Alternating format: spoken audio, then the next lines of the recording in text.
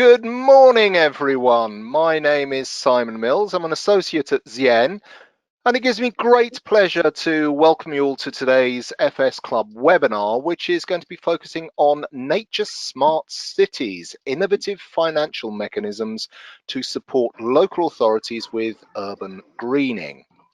Next slide, please. I think we've skipped one there. Our agenda for this morning is very straightforward. Once I've finished my preamble, you're going to be hearing from not one, but two first-class speakers.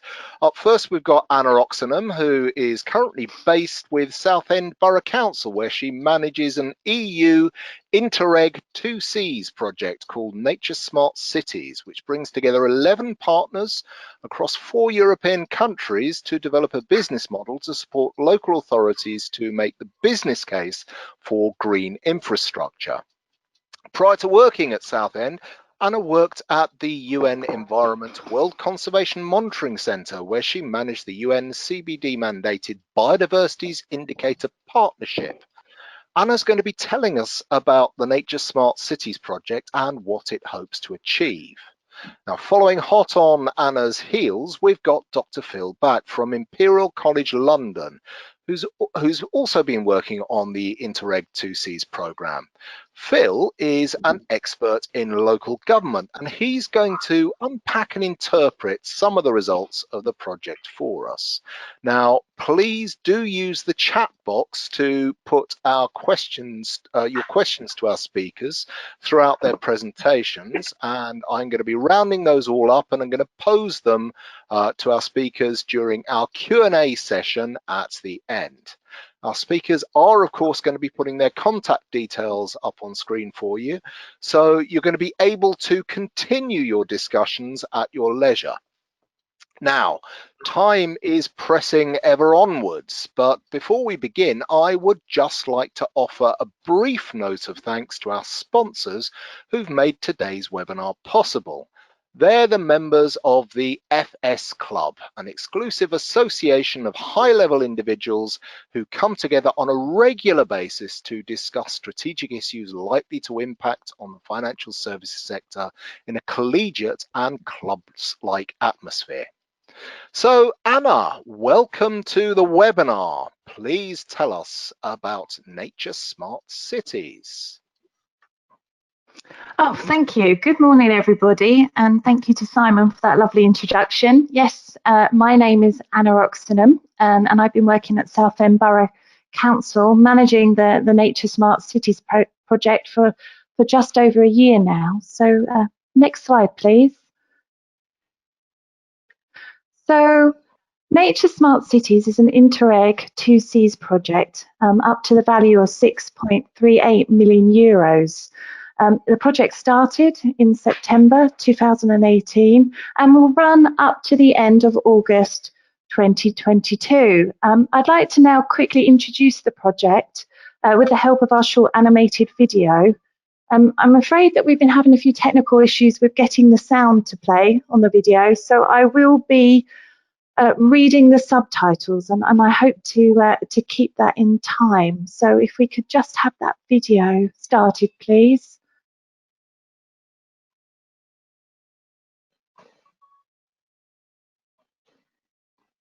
Around 3/4 of Europeans live in cities. Many of these cities are dealing with the effects of climate change, such as heat stress, air pollution, and flooding. The high density of paved surfaces, roads, and buildings further increase these effects. We can do something about this.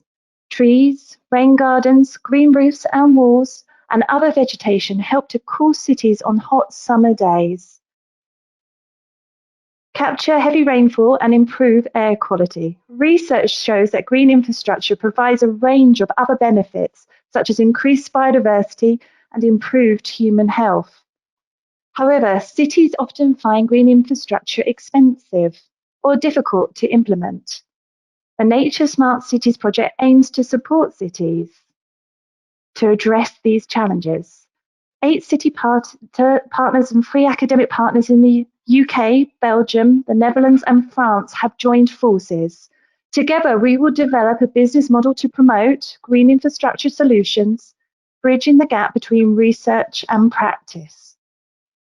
The model is based on evidence that we collect through interviews with local authorities and analysis of geographical, biophysical, and economic data. We also review existing valuation tools and finance options. The model is tested, validated, and refined through 7 green infrastructure pilots: Southend-on-Sea, Cambridge, The Hague, Capella, Antwerp, Bruges, and Lille. A step-by-step methodology will support cities to use this business model to implement green infrastructure and build climate resilience. For more information, visit our website. So thank you, everybody. I hope I kept in time with the video, but there might have been a few delays there, so I apologise for that. If we could go back to my slides, please. Great. So as the video described, the main output of our project will be a business model to support smaller municipalities, that's those with populations less than 550,000, to make the business case for green infrastructure solutions over more traditional grey approaches. The business model will be ready in 2022.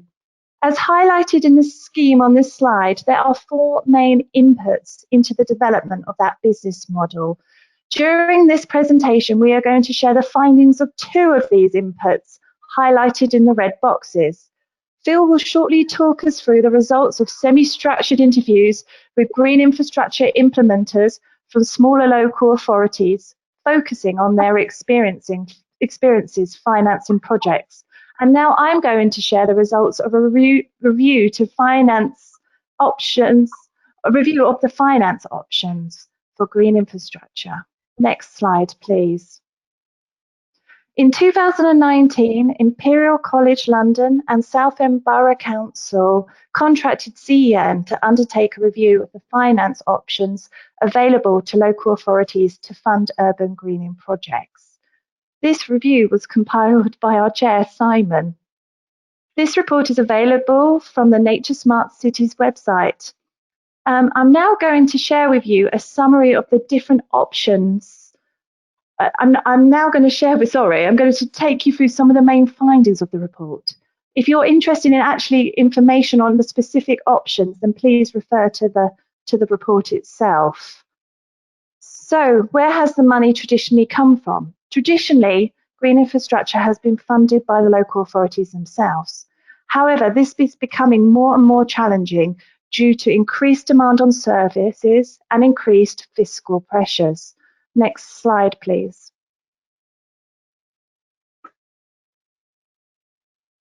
In 2010, parties to the Convention on Biological Diversity adopted the Strategic Plan for Biodiversity for the period 2011 to 2020, including the 20 HE biodiversity targets. At this time, it was estimated that between 150 and 440 billion US dollars were needed per year through private sector financing to meet these targets. But at the end of this month, parties will meet online to review progress towards the strategy and why this has not been achieved. Next slide, please. So what are the main challenges to private sector investment? For a start, green infrastructure is a public good. What incentive is there to value a service that is free of charge? Next slide, please. Another challenge is trying to ensure that the costs and benefits of green infrastructure can be shared fairly. Some types of green infrastructure might involve sacrifice. For example, car parking spaces being replaced by sustainable urban drainage systems. How can the benefits of green infrastructure be shared equitably? In many instances, those who pay for green infrastructure may not be the ones who benefit. Next slide, please. It is also very challenging to capture and quantify the value streams from green infrastructure. For example, while the While the concept of biodiversity is well established, its measurement has yet to be pinned down in the same way that carbon emissions have been established as a unit of measurement for climate impact assessments. Next slide, please. So can green finance come to the rescue? Green finance refers to any product resulting from the creation of transferable property rights, which are issued with the aim of creating positive environmental externalities that are verified and additional to business as usual. Mainstream financial service providers are increasingly getting involved in this market due to increased customer demand and the fact that it is rapidly expanding. However, it is important to remember that the drivers here are economic and not altruistic. Next slide, please. Green finance possibly provides a number of advantages over traditional finance. Local authorities are often considered low risk, backed by the state, so conventional money could be cheap. However, individual green infrastructure projects are often relatively small scale, and it might be necessary to look at vehicles which can support the aggregation necessary to reach green finance levels. To spread risk, it will be necessary to blend grant funding with different types of funding. Finally, it's important to note the financing of projects is a political decision and green finance is a commercial product. It is very important that local authorities shop around for the products that most suit their needs. Next slide, please. A key obstacle to green finance lies in what is termed as discounting. Discounting is an important accountancy tool which underscores the basic human preference for having something now compared to later. It allows for the present value of future returns to be contrasted with upfront investment costs. Different governments have often applied different discount rates for infrastructure investments. An important message here is that without the use of low discount rates, it will be very difficult to make the case for investing in green infrastructure projects. Next slide, please. I wanted to end this presentation with a great diagram produced by Simon, which features in the report. This diagram helps to visualize which funding types may be most suitable for different green infrastructure projects. Here you can see the green infrastructure benefits, the internal bubbles in the center of the diagram, placed on two scales, the vertical scale being the economic value and the horizontal being ease of measurement. Green infrastructure projects that can easily demonstrate an economic return and are easy to measure, such as those in the pink bubbles, are best suited to equity investment. If the benefits of a green infrastructure project are easy to measure, but not so easy to put a financial value on, then debt funding, such as green loans and bonds and policy performance bonds, could be considered an option. Projects which are not easy to measure, but strongly linked with government objectives, such as reducing antisocial behaviour or improving well-being and mental health, are more likely to be successful in achieving capital grant funding. Lastly, if the outcomes of a project are difficult to measure or unlikely to result in increased economic value, then philanthropy could be considered an option. So that brings me to the end of my summary. I'm now going to hand over to Phil, who's going to reflect on this with the real experiences of smaller local authorities. Thanks, Anna, and hello, everybody. You're seeing on the screen now the front page of our comprehensive report on a series of 53 semi-structured interviews with smaller local authorities in the winter of 2019-20, just before the virus hit everything. Next slide, please.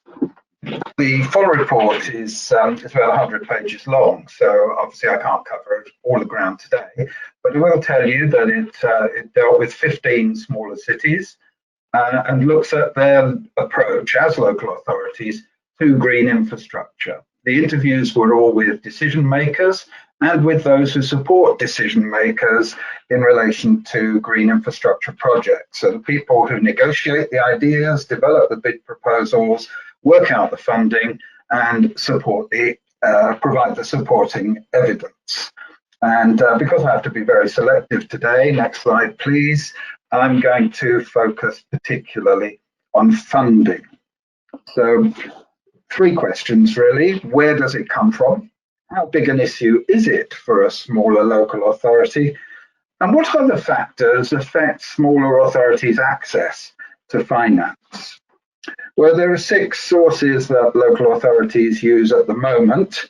Local funding, which comes from the council's own tax revenue and other income, from hypothecated funding in both the UK and the Netherlands, and from capital reserves. There's also the potential for support where these levels of government exist from provincial, regional governments, and of course from central government. These are usually linked to programs that are trying to promote particular types of outcome. EU funding is important to all these cities. They're in an EU project, and all of them are drawing on EU funding to develop their pilot projects.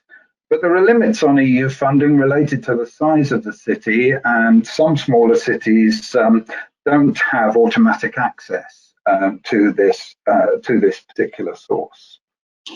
The statutory bodies are in there too. In France, this would be the metropolitan authorities. In the UK, there would be county councils helping their districts. In Europe generally, there would be support potentially from water boards, environment agencies, coastal defence agencies, and so on.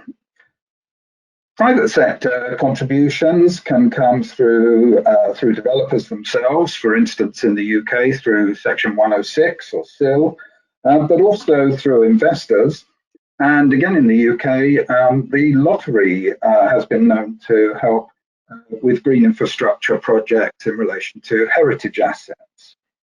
And finally, the voluntary and community sector, which is often funding in kind, and usually on a revenue, on a maintenance basis rather than a capital asset. But there are instances in Belgium of the voluntary sector being a more major player. In Belgium in particular, that's a function of Natuurpunt, a national environmental body. Next, please. These were the 7 instruments that were distilled from Simon's report, and we put these to the local authorities that we interviewed and explored their familiarity with them.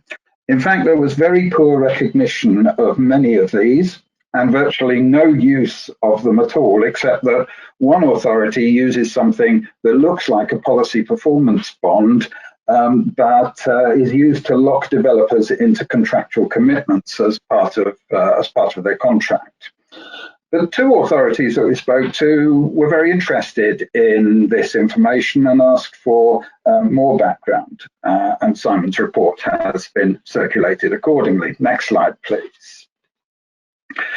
The only 2 that came out with any kind of recognition really were crowdfunding, which is used for very small local projects, usually happens independently of the local authority, and it may even be illegal in some jurisdictions for local authorities to raise money this way, and philanthropy. But local authorities are cautious about large firms in their areas with dubious environmental reputations that might be seeking to advance their green credentials.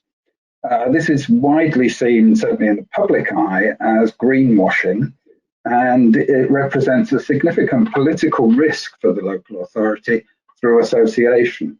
So although there's potential for philanthropy, there's a certain amount of hesitation about whether it can actually be effectively used. Next slide, please. This was a response of one elected representative. We've gone too far now, but she said that she wished there were opportunities for philanthropy in her area. There are probably, I'm not convinced that philanthropy is being very actively sought, and local authorities can probably do more in that respect. Next slide, please. So how big a problem is funding? Well, one of the questions we asked in the survey led to this ranking of obstacles that local authorities face in relation to developing a green infrastructure project. And there are 12 potential obstacles, and overall, this is the ranking. Anything that scores over 1.2, so the 4 bars on the left-hand side of this chart, would be a serious obstacle in many cities. Next slide, please. And you can see that securing funding is one of those 4. It's not a problem everywhere. A couple of our cities are pretty well off and have quite large financial resources they can tap into. But for most smaller cities, green infrastructure will run up against a funding problem. And when they do, it's a serious issue. Next slide, please. Alongside that, also in the top 4, also a serious problem in many cities, is the need to prove the value of a green infrastructure installation. Mostly the financial evidence being used by smaller cities is a simple cost-benefit analysis based on the expected life of the asset. Our project is aiming to provide credible and reliable evidence that monetizes the other gains that you get from green infrastructure, which are manifold, including appreciating land values, better public health, both physical and mental, carbon sequestration, improved flood resilience, and a more attractive place to live. These are known as ecosystem services. And in this survey, we really only found one authority that was monetizing one of these ecosystem services. And that was a basic rule of thumb that the saving to be achieved by protecting homes from flooding was £3,000 UK per house protected. It's completely lacking in scientific basis, but it's become accepted in that area as a monetized an acceptable monetized value. GI is essentially multifunctional. It gives back more than its original purpose, and those extra benefits can be converted into credible cost savings or other financial gains. And that's what our project is trying to demonstrate. Next slide, please. Alongside these more directly financial issues, there are other financial dimensions. Council capacity is a serious problem for smaller local authorities. Often it's only one person or a very small department that manages the environmental dimensions of local government life. And only one person or a small department is fighting for green in major developments like housing and roads that have larger budgets and bigger political clout. Departments sometimes can't even take up all of the available opportunities that are presented to them. They don't have the time to research funding opportunities. They don't even trouble to find out how other councils are doing it. And they're limited in their ability to manage funding and report back to funders. That's a particular problem in relation to European funding, which has quite high standards of reporting and management. These departments' skills are in environment, not in finance, not in engineering, but in environment. And there are also issues over cash flow. European funding, again, is retrospective, which means that a smaller city has to stump up the capital cost in its entirety before it can begin work. It has to be able to find that money before it can recover it later from Europe. Next slide, please.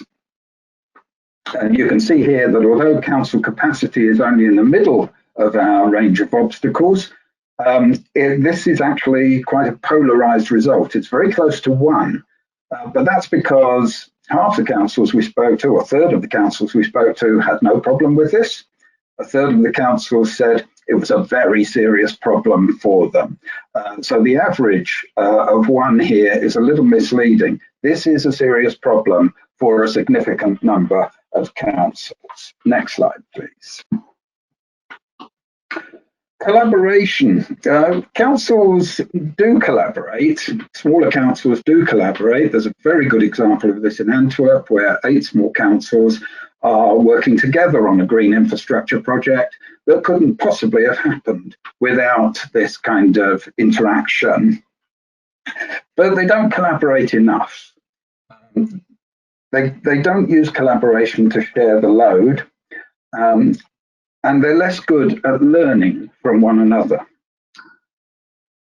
External funding is good PR for a smaller council. It allows the councillors to suggest that they're using council tax money efficiently and making it work harder for residents.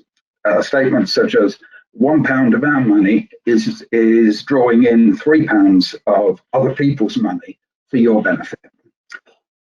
But on the other hand, risk aversion makes local authorities, smaller authorities, reluctant to try new things. And that includes green infrastructure, and it includes innovative methods of finance as well. They are very sensitive to risk and to the risk of public reputational damage. Next slide, please. That means that local authorities won't move into what for them is uncharted territory without help. Even the ones with climate change commitments that demand more intervention are hesitant about stepping into what for them is the unknown.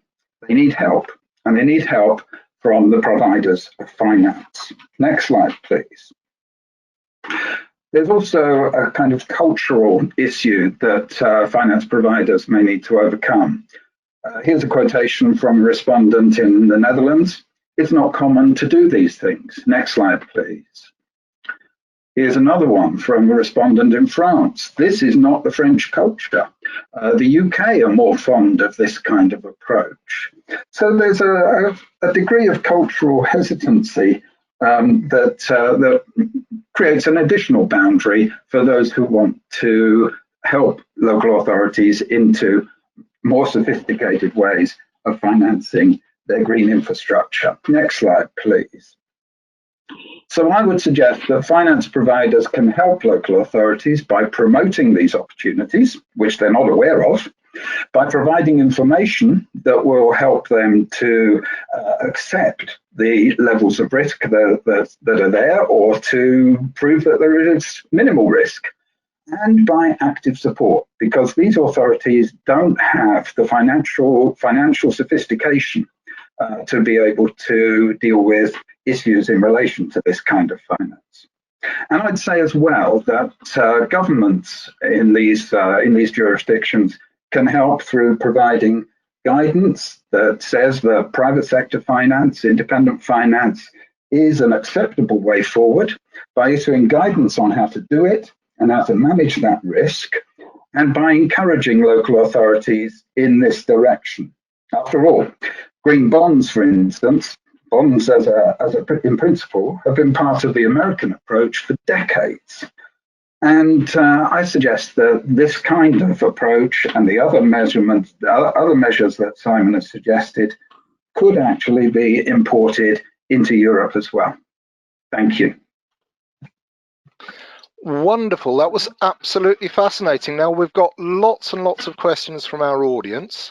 I will try and get through them all, but apologies if I have missed your question.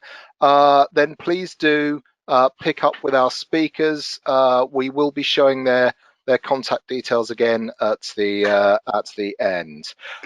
So to begin with, we have a question here saying that green resources are not valued correctly. We complain about the cost of woodland regeneration, then take it for granted when we have to spend 10 to 100 times the cost when the town centre floods. Is there any progress being made for how we can actually value natural capital services? Yeah, I can go on that one, Anna, if you like. I would hope there is. Yes, there are some tools around that are being used to help value natural resources. Generally speaking, smaller authorities find these quite difficult to use. They can be quite technical, quite demanding in terms of the learning curve, and they lack a certain amount of credibility when the results are put in front of the decision maker, who wants to know the authenticity of the results. So one of the things that we're trying to do in Nature Smart Cities, in fact, a central plank of Nature Smart Cities, is the idea that we will produce a business tool that can value these things. So a woodland would be valued perhaps for its natural resource, but also for its contribution to mental health, to cultural services like recreation, to carbon sequestration, to protecting the city next to it from extreme weather events.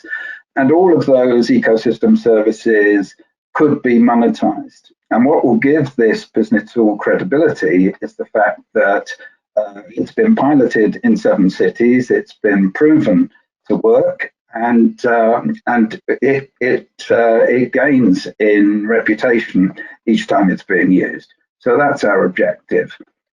We think there's a gap there. We think we can also work towards filling it. Fantastic. Now, this is a question very dear to my heart. I'm sure we have all benefited from walks in local open spaces during the COVID lockdowns, and I think that going forward we're going to see people placing a very high value on their local environments, but local authorities have actually cut the number of ecologists and are running scared of the costs of fighting planning applications which might actually destroy some of these natural resources. How can we actually better integrate the valuation of natural capital into the principles at the heart of local government? Anna, do you think that there is a realization amongst politicians that people are valuing where they live now?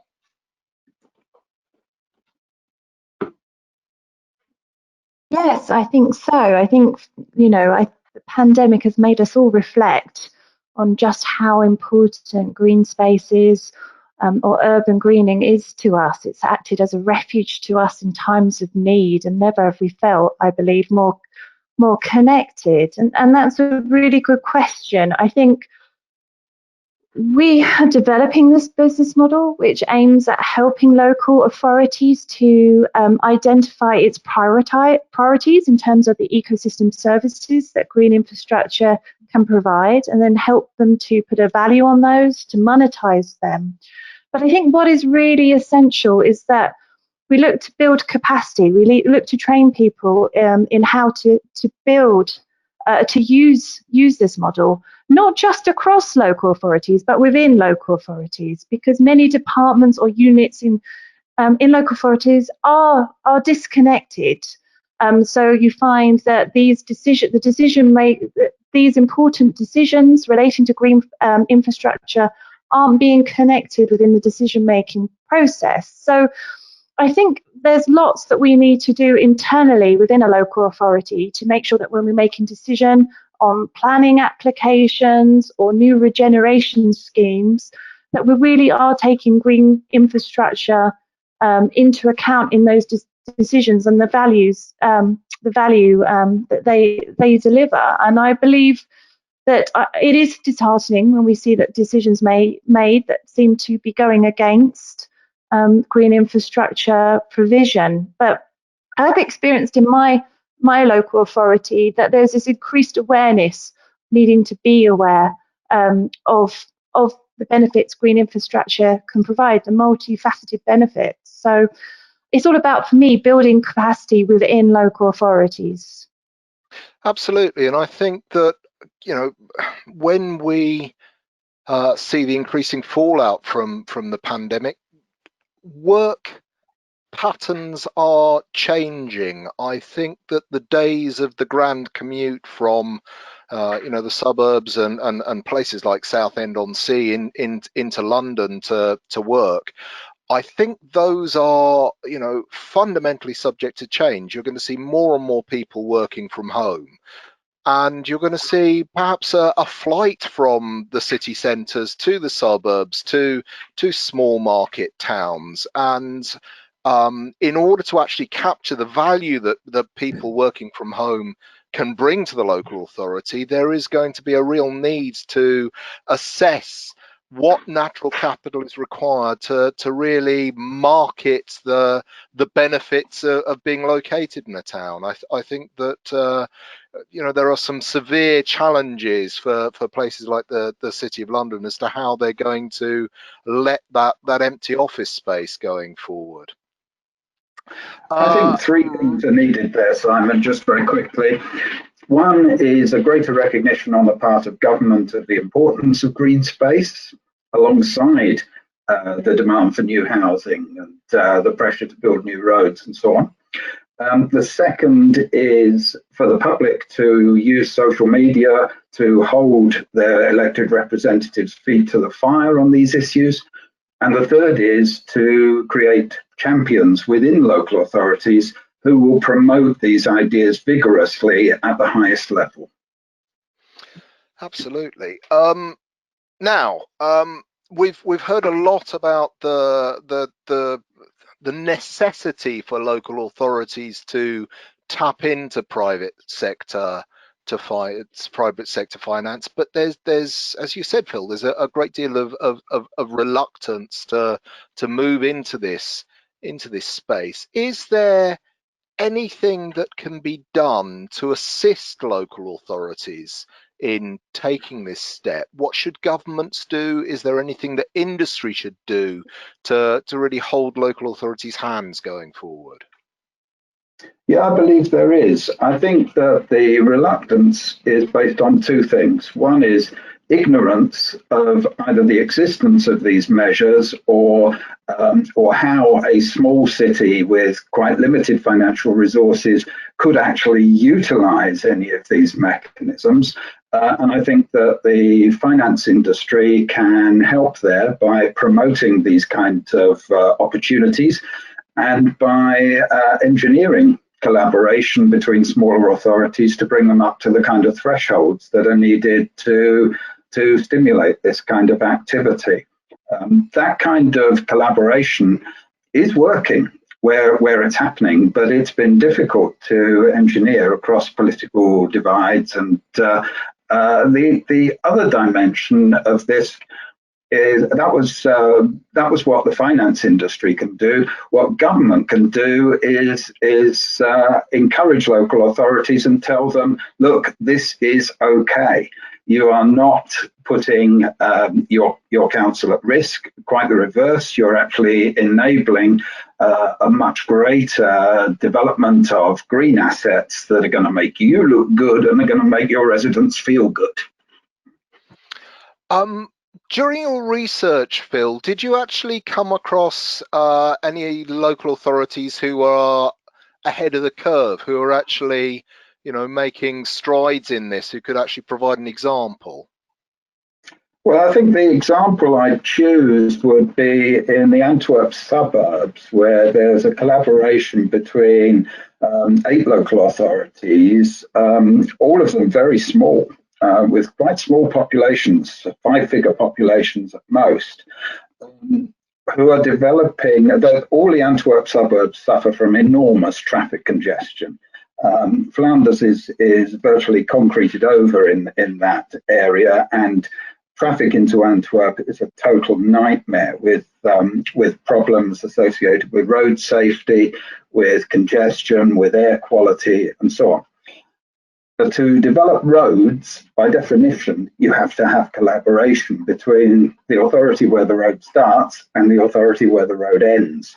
And that's the same in relation to what are called slow roads, roads that are paths that are designed for cyclists, that are designed for walking, In the Antwerp suburbs, they're building some of these roads to connect residential areas with schools so that children don't have to negotiate the very busy highways that they either have to walk alongside or even worse, cross, resulting eventually in an improved road safety record for children, in improved air quality, in improved health because of the reduction of exposure to pollutants that can trigger asthma, for instance, and so on. So I think that's an excellent example that absolutely depends on collaboration, as I say, because these slow roads cross municipal boundaries. And that means that there has to be collaboration between all the authorities that are connected.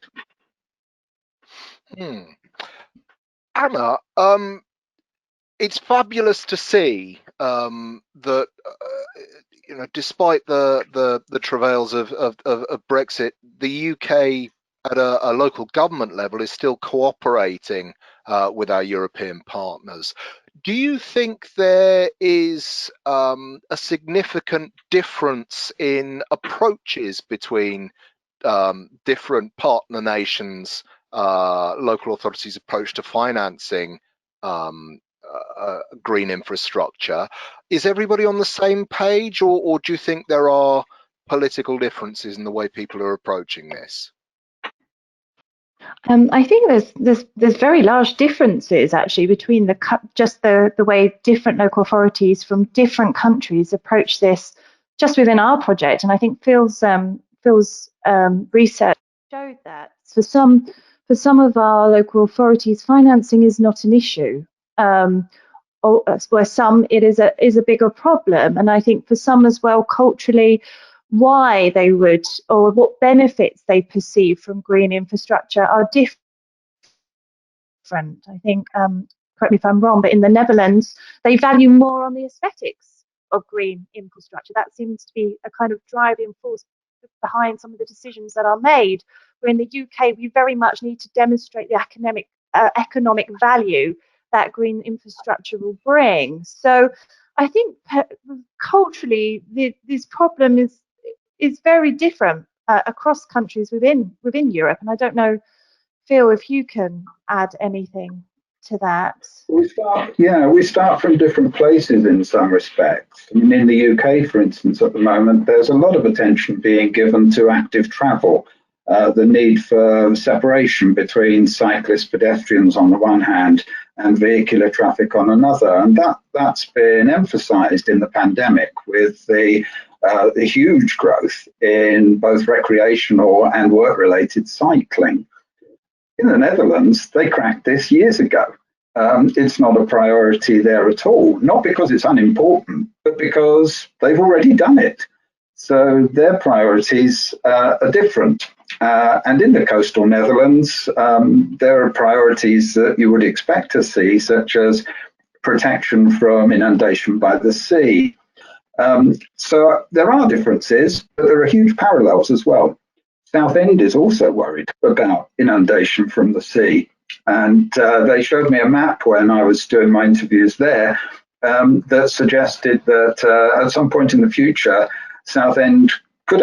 parts of Southend could actually be underwater unless action's taken. Chilling stuff. Right, I'm terribly sorry, everyone. We have run out of time. So, as I said, if you do have any questions, please put them directly to Anna and Phil. We will be posting the webinar and all the slides on our events webpage. Talking of which, I would like to draw your attention to our forthcoming webinars.